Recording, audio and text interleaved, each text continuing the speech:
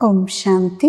ఈరోజు జూన్ 16వ తేదీ 2025 శివబాబా వినిపించిన మురళి సారాంశము. మధురమైన పిల్లలు, మనల్ని దేహదారులెవ్వరూ చదివించటం లేదు. అశరీరి తండ్రి శరీరంలో ప్రవేశించి ప్రత్యేకంగా మనల్ని చదివించేందుకు వచ్చారనే ఖుషీలో, సంతోషంలో సదా ఉండండి అంటున్నారు బాబా. ప్రశ్న: పిల్లలైన మీకు జ్ఞానం అనే 3వ నేత్రం ఎందుకు లభించింది? సమాధానం: మన శాంతిధామాన్ని, సుఖధామాన్ని చూసేందుకు జ్ఞానం యొక్క 3వ నేత్రం లభించింది. ఈ కళ్ళకు ఏ పాత ప్రపంచం, బంధుమిత్రులు మొదలైన వారు కనిపిస్తారో వారి నుండి బుద్ధిని తొలగించాలి. మురికి నుండి వెలికి తీసి మనల్ని పుష్పాలుగా అంటే దేవతలుగా చేసేందుకు తండ్రి వచ్చారు కనుక అలాంటి తండ్రిని గౌరవించాలి కూడా అంటున్నారు బాబా. మంచిది. మధురాతి మధురమైన అపురూపమైన పిల్లలకు తల్లి, తండ్రి, బాప్దాదాల యొక్క ప్రియ స్మృతులు మరియు గుడ్ మార్నింగ్. ఆత్మిక తండ్రి, ఆత్మిక పిల్లలకు నమస్తే. ఆత్మిక పిల్లలు ఆత్మిక తల్లి తండ్రికి ప్రియ స్మృతులు, గుడ్ మార్నింగ్ మరియు నమస్తే నమస్తే.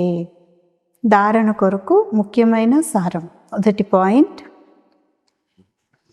వికర్మల నుండి రక్షణ పొందేందుకు బుద్ధి ద్వారా ప్రీతిని ఒక్క బాబాతోనే జోడించాలి. ఈ కుళ్ళిపోయిన దేహం పైన అభిమానాన్ని వదిలేయాలి అంటున్నారు బాబా.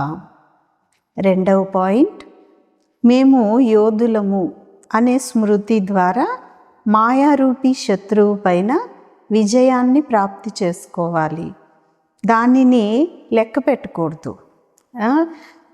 మాయ గుప్త రూపంలో చాలా ప్రవేశిస్తుంది కనుక దానిని గుర్తించి దాని నుండి రక్షించుకోవాలి అంటున్నారు బాబా. ఈరోజు వరదానం: మనస, వాచ, కర్మణల పవిత్రతలో సంపూర్ణ మార్కులు అంటే పూర్తి మార్కులు తీసుకునేవారు నెంబర్ 1 ఆజ్ఞాకారి భవ. వరదానం యొక్క వివరణ: మనసా పవిత్రత అంటే సంకల్పంలో కూడా అపవిత్రత యొక్క సంస్కారం ఉత్పన్నం అవ్వరాదు. సదా ఆత్మిక స్వరూపం అనగా భాయి భాయి యొక్క శ్రేష్ఠ స్మృతి ఉండాలి. వాచాలో సదా సత్యత మరియు మధురత ఉండాలి. కర్మణలో సదా నమ్రత, సంతుష్టత అంటే తృప్తి మరియు హర్షిత ముఖత ఉండాలి. ఈ ఆధారం ద్వారానే నెంబరు అనగా మార్కులు లభిస్తాయి. అంతేకాక ఇటువంటి సంపూర్ణ పవిత్ర ఆజ్ఞాకారి పిల్లల యొక్క గుణగానము స్వయంగా తండ్రి కూడా చేస్తారు.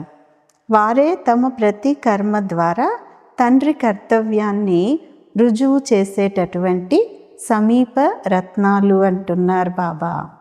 స్లోగన్: సంబంధ సంపర్కము మరియు స్థితిలో లైట్గా అవ్వండి అంటే తేలికగా అవ్వండి, దినచర్యలో కాదు. మంచిది. ఓం శాంతి.